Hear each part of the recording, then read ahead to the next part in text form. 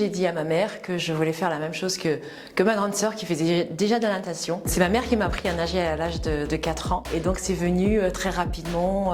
J'ai fait des compétitions. Puis ensuite j'ai fait des compétitions à l'extérieur de la Guyane. Je suis partie aux Antilles. Ensuite je suis partie en métropole. Et en août 2005, je fais vice-championne du monde sur le 100 mètres nage libre. Théo Curin, qui est un nageur paralympique amputé des 4 membres, des 2 bras et des 2 jambes à l'âge de 6 ans.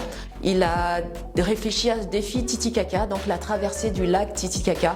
Le lac Titicaca qui se trouve à 4000 mètres d'altitude, à la frontière du Pérou, de la Bolivie, en Amérique du Sud. Donc, même pendant la saison où on a nagé, on a fait le défi, c'était novembre, l'eau est à 10 degrés, donc très froide, donc rien à voir avec une piscine qui peut être à 26-27 degrés. Donc il fallait une préparation, du travail. Et Théo avait besoin de 2 autres personnes pour l'accompagner sur ce défi. Et moi, il m'a appelé à la fin du premier confinement et j'ai accepté. J'ai accepté parce que ça représentait beaucoup de valeurs pour moi. Les valeurs, la partie handicap, parce que j'ai eu mon père qui était en situation de handicap. Et pour moi, de montrer que tout était possible, même en situation de handicap, pour moi, c'était un message fort. La partie écologie, parce qu'on a une grosse partie écologie sur le défi où on a tracté un radeau qui faisait 500 kg et tout ce radeau a été éco-conçu.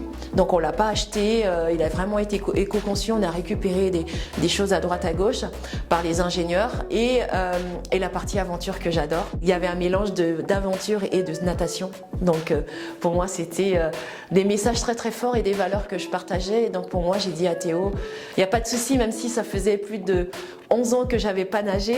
Voilà, je me suis remise à nager à septembre 2020 pour l'aventure de novembre 2021. Depuis un peu plus de 6 mois, je travaille sur une partie de fonds d'investissement pour des startups à impact qui sont dans les quartiers prioritaires.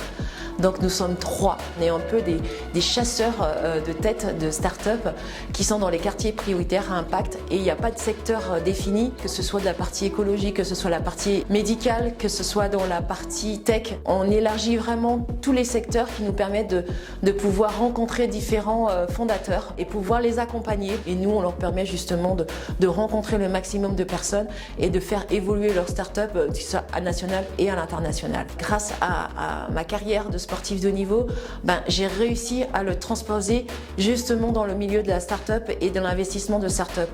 Et donc, je voulais dire aussi à ces jeunes ultramarins, que vous soyez dans le milieu sportif ou pas, et que vous allez dans le milieu de l'entrepreneuriat, n'hésitez pas de vous servir de vos capacités, de votre réseau qui est important aussi, créer son propre réseau pour pouvoir évoluer professionnellement au milieu de l'entrepreneuriat et ne pas hésiter aussi à se servir de tout ce que vous avez appris pour pouvoir créer votre entreprise.